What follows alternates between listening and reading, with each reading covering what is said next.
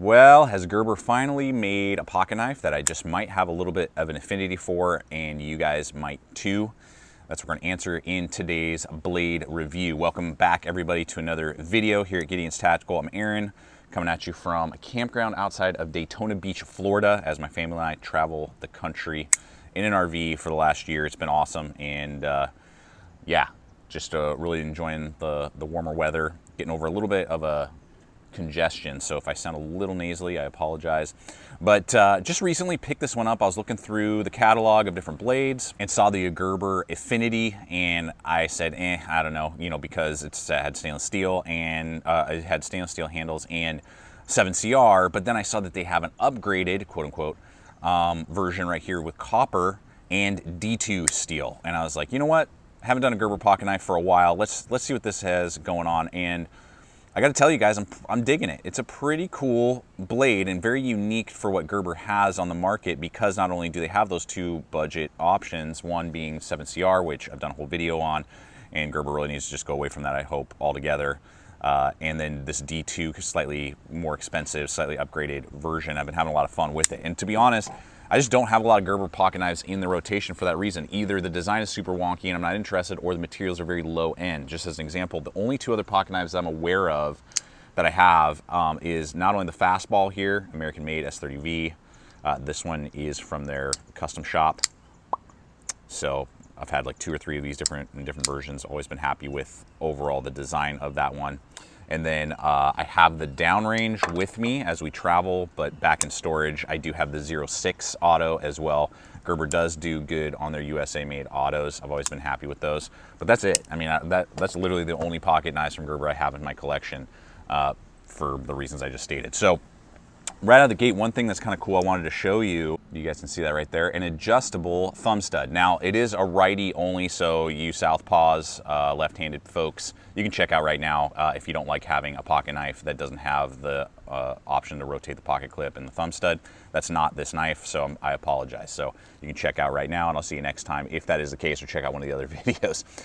For all the rest of us, what's cool is that it just has a little Torx driver right there. You just kind of unloosen that just ever so slightly.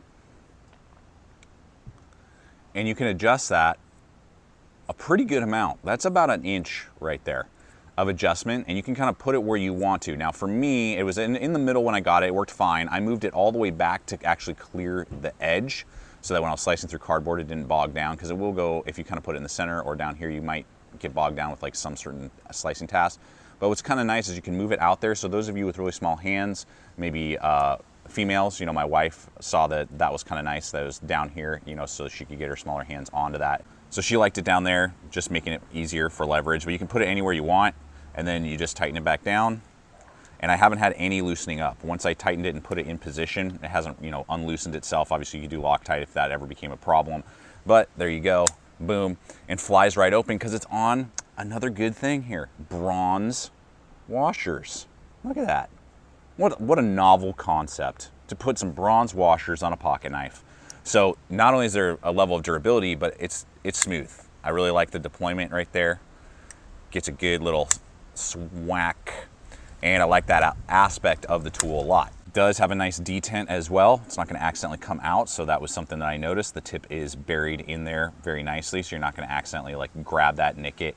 So it's just, so far we're just seeing like, oh, this is like actually designed well. Good job, Gerber. This is actually like looking pretty good. I like it. Good job.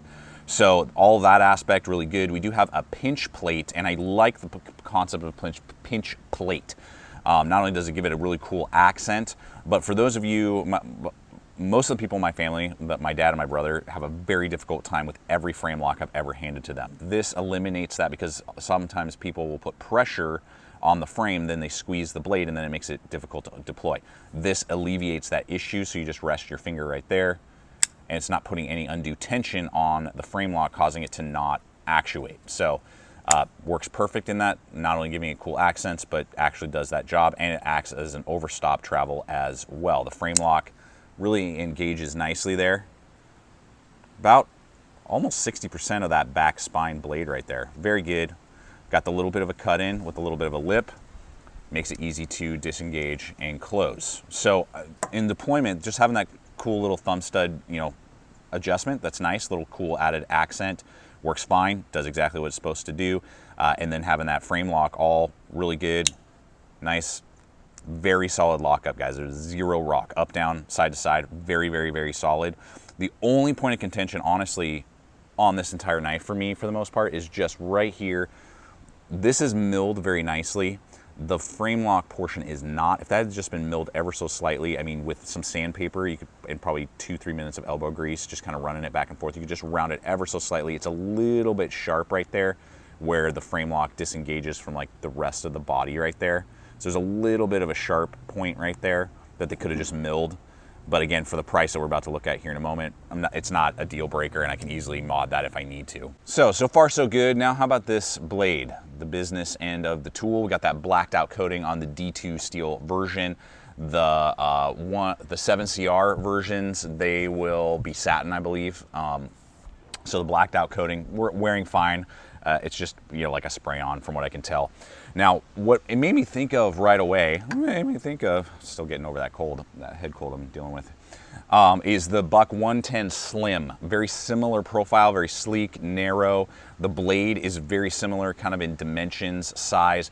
From handle to tip, you're looking at 3.65, so basically 3.7. Cutting edge is 3.5 exactly on the cutting edge, and then just under an inch from edge to spine on the height. And then the thickness is 0.11, so nice and thin, slicey. Now, Blade HQ is saying a flat or saber grind. This, when I feel it, it's a hollow grind. So this one, at least on the D2 version, has a hollow grind, no problem, so does the Buck.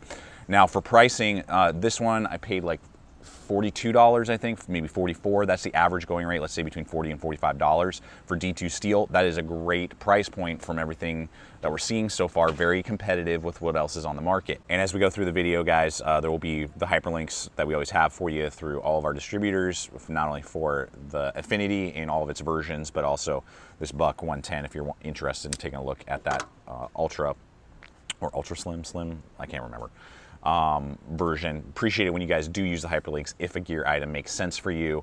And you know, that's something we want to pursue after. All those will be in that description box below, as well as on our landing page. We have a new landing page that you can take a look at that has all the hyperlinks and all the affiliates that we partner with, nice and clean. That's also in the description box below.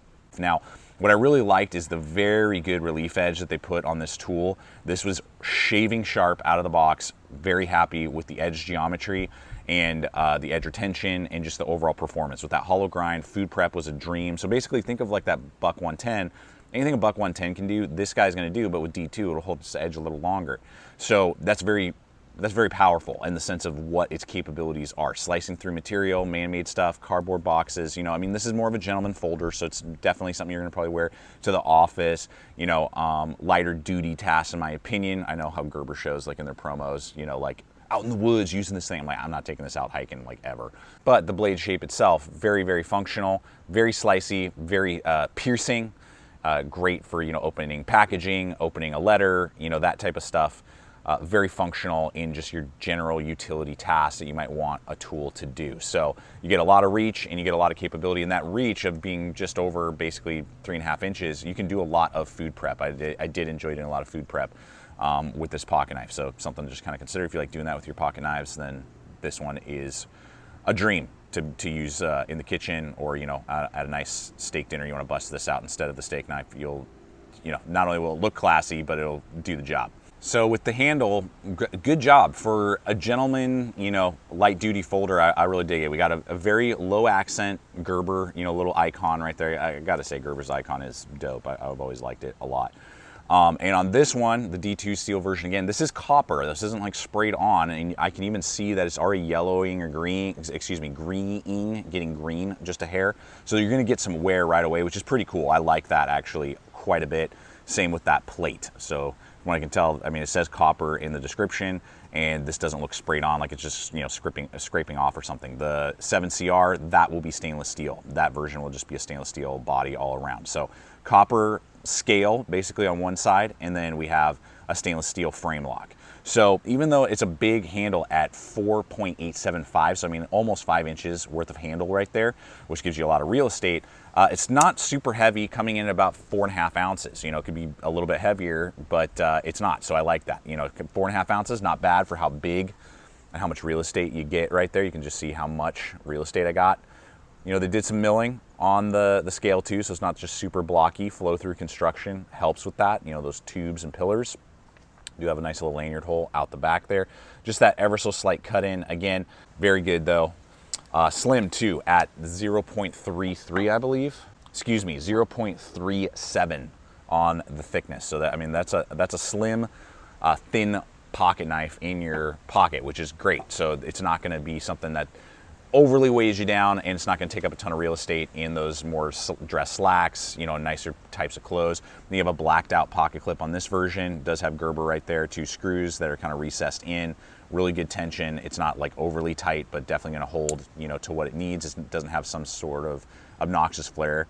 Be careful around your vehicles, but you know, it's not horrible. You do have a pretty good pinch plate right there to pull it out, which in most knives I'd say give me a loop over deep ride, but because of how long the handle is, some of those more shallow pockets, this might actually want to start riding up if they had done like a deep ride loop over, and it doesn't give you much to pinch. This at least gives you a better, easier way to deploy the tool. I never had an issue with it, you know, like, oh man, I can't deploy this thing. So good little accent screw. It's a square screw to work the pivot, but you can work the pivot, and you can see wearing already on that black coating. So I mean, you're gonna see wear on the copper as it ages and, you know, gets exposed to the elements, and also some wear on that black coating, but that's fine with me. I mean, that's not an issue.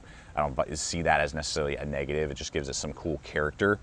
And for, you know, particularly the D2 steel version, I mean, that's the one that I went with. That's the one that I would buy because you'll get actually worthwhile edge retention. For 42 to 45 bucks, I mean, you can't really go wrong. I'm pretty pleased with everything that I'm seeing here, and Gerber did a good job. I have an affinity for this tool. It's a nice gentleman folder that's not going to break the bank. Has some cool attributes and little features that a lot of the other run-of-the-mill $40, let's say, you know, D2 blades just don't have. They're pretty generic at this point. This kind of stands out from the crowd. So overall, I would say that this has won my affinity, and Gerber did a pretty good job with this one. So I look forward to hearing your guys' thoughts though. What do you think? If you have one, what's been your experience, pros, cons? I always appreciate your guys' comments below. Smash that like button if you haven't yet. Subscribe if you're not yet a subscriber. We're throwing up content like this every single week. And until next time, guys, always remember, stay equipped, stay prepared. I'll see you out there.